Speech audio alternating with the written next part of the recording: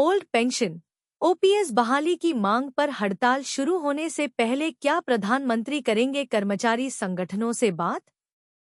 जेएफआरओपीएस ने अपने पत्र में प्रधानमंत्री मोदी को 10 अगस्त 2023 को भेजे ज्ञापन का हवाला देते हुए कहा है, कर्मियों को विश्वास है कि सरकार एनपीएस को खत्म करने और सीसीएस पेंशन नियम 1972 अब 2021 के तहत गारंटीकृत पुरानी पेंशन व्यवस्था बहाल करेगी। Joint forum for restoration of old pension scheme JFROPS और national joint council of action NJCA के कन्वीनर शिव गोपाल मिश्रा एवं co convener doctor M Raghavaiah ने 29 फरवरी को प्रधानमंत्री नरेंद्र मोदी को पत्र लिखा है। इसमें बताया गया है कि केंद्र एवं राज्यों के सरकारी कर्मियों ने ओपीएस बहाली की मांग को लेकर 1 मई से अनिश्चितकालीन हड़ताल पर जाने का निर्णय लिया है। कर्मियों को गारंटीकृत पुरानी पेंशन ही चाहिए। सरकार बिना गारंटी वाली योजना एनपीएस को समाप्त करे। जेएफआरओपीएस ने अपने पत्र में प्रधानमंत्री मोदी को 10 अगस्त 2023 को भेजे ज्ञापन का हवाला देते हुए कहा है, कर्मियों को विश्वास है कि सरकार एनपीएस को खत्म करने और सीसीएस पेंशन नियम 1972 अब 2021 के तहत गारंटीकृत पुरानी पेंशन व्यवस्था बहाल करेगी। जेएफआरओपीएस ने प्रधानमंत्री मोदी से मिलने का समय मांगा है। पूरी दुनिया में फेल हो चुका है एनपीएस का मॉडल। एनजेसीए के कन्वीनर शिव गोपाल मिश्रा और को-कन्वीनर डॉक्टर एम राघवैया ने कहा, पुरानी पेंशन बहाली के लिए जेएफआरओपीएस के बैनर तले केंद्र एवं राज्य सरकारों के अनेक कर्मचारी संगठन आंदोलन कर रहे हैं।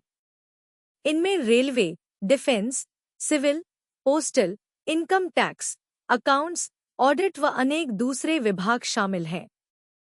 इनके अलावा राज्य सरकारों के कर्मचारी और शिक्षक संघ भी बड़े स्तर पर पुरानी पेंशन बहाली के आंदोलन में शिरकत कर रहे हैं। इन सभी संगठनों की एक ही मांग है कि देश में एनपीएस की समाप्ति हो और ओपीएस बहाल की जाए। सरकार ने 2003 में एनपीएस का जो मॉडल तैयार किया था, वह पूरी दुनिया में फेल हो चुका है। कर्मियों की मांग है कि वे ईमानदारी से देश सेवा में अपना योगदान देते हैं, ऐसे में उनके बुढ़ापे को मार्केट के जोखिम पर न छोड़ा जाए।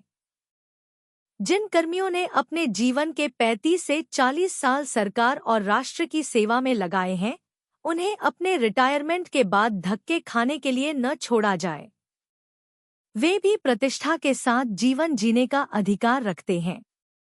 एनपीएस में 2-4 हजार रुपए की मासिक पेंशन। केंद्र सरकार के समक्ष कई बार यह मांग रखी गई है कि देश में ओपीएस बहाली हो, लेकिन अभी तक इस बाबत कोई भी सकारात्मक जवाब नहीं मिल सका है। स्टाफ साइड की राष्ट्रीय परिषद ने केंद्र सरकार की हाई लेवल कमेटी के समक्ष 2 बार अपना पक्ष रखा है। वित्त सचिव की अध्यक्षता में गठित कमेटी को एनपीएस की कमियों के बारे में अवगत कराया गया है। कमेटी से आग्रह किया है कि देश में गारंटीकृत ओपीएस लागू किया जाए। कर्मचारी संगठन अभी तक कमेटी की सिफारिशों से अनभिज्ञ हैं। एनपीएस में रिटायरमेंट के बाद कर्मी को मुश्किल से 2-4 हजार रुपए की मासिक पेंशन मिलती है। इस पर कोई महंगाई राहत भी नहीं मिलती। देश में चाहे कोई भी आपदा रही हो, सरकारी कर्मचारियों ने 2 कदम आगे बढ़कर काम किया है। कारगिल की लड़ाई हो या कोरोना काल, सरकारी कर्मियों ने अपनी जिम्मेदारी का बखूबी निर्वहन किया है। इसके बावजूद केंद्र सरकार ने कर्मियों के हित के बारे में नहीं सोचा। ओपीएस के लिए गठित national joint council of action NJCA के बैनर तले गत वर्ष 10 अगस्त को नई दिल्ली के रामलीला मैदान में सरकारी कर्मियों की विशाल रैली हुई थी। उस रैली में 2.5 लाख से अधिक कर्मियों ने हिस्सा लिया था। अनिश्चितकालीन हड़ताल पर जाने की तैयारी। इसके बाद देश के 2 बड़े कर्मचारी संगठन रेलवे और रक्षा सिविल ने अनिश्चितकालीन हड़ताल के लिए अपनी सहमति दी है। स्ट्राइक बैलेट में रेलवे के 11 लाख कर्मियों में से 96% कर्मचारी ओपीएस लागू न करने की स्थिति में अनिश्चितकालीन हड़ताल पर जाने के लिए तैयार हैं। इसके अलावा रक्षा विभाग सिविल के 4 लाख कर्मियों में से 97% कर्मी हड़ताल के पक्ष में हैं।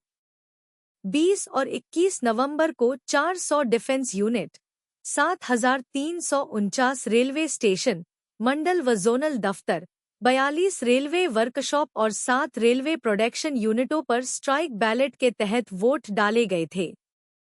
विभिन्न केंद्रीय कर्मचारी संगठन एवं राज्यों की एसोसिएशन भी ओपीएस के मुद्दे पर एक साथ आ गई है।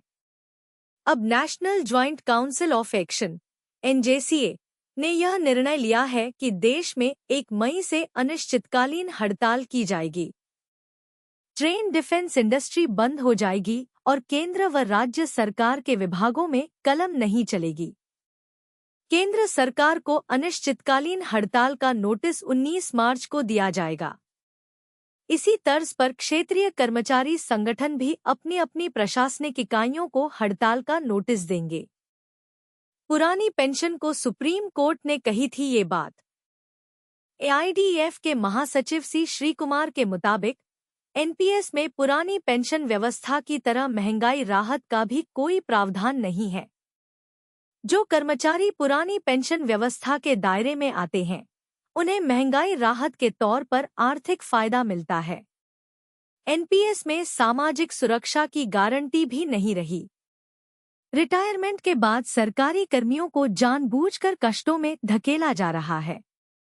भारत के सर्वोच्च न्यायालय की 5 सदस्यीय पीठ, जिसमें मुख्य न्यायाधीश BD Chandrachud, justice BD Tuljapurkar, justice O Chinnappa Reddy एवं जस्टिस बहारुल इस्लाम शामिल थे, के द्वारा भारत के संविधान के अनुच्छेद 32 के अंतर्गत रिट पिटीशन संख्या 5939 से 5941, जिसको डीएस नाकरा एवं अन्य बनाम भारत गणराज्य के नाम से जाना जाता है, उस याचिका में दिनांक 17 दिसंबर 1981 को दिए गए प्रसिद्ध निर्णय का उल्लेख करना आवश्यक है। इसके पैरा 31 में कहा गया है, चर्चा से 3 बातें सामने आती हैं। 1. पेंशन न तो एक इनाम है और न ही अनुग्रह की बात है जो कि नियोक्ता की इच्छा पर निर्भर हो। यह 1972 के नियमों के अधीन एक निहित अधिकार है जो प्रकृति में वैधानिक है, क्योंकि उन्हें भारतीय संविधान के अनुच्छेद 148 के खंड 50 फीट का प्रयोग करते हुए अधिनियमित किया गया है। पेंशन अनुग्रह राशि का भुगतान नहीं है, बल्कि यह पूर्व सेवा के लिए भुगतान है। यह उन लोगों के लिए सामाजिक आर्थिक न्याय प्रदान करने वाला एक सामाजिक कल्याणकारी उपाय है, जिन्होंने अपने जीवन के सुनहरे दिनों में नियोक्ता के इस आश्वासन पर लगातार कड़ी मेहनत की है कि उनके बुढ़ापे में उन्हें ठोकरें खाने के लिए नहीं छोड़ दिया जाएगा।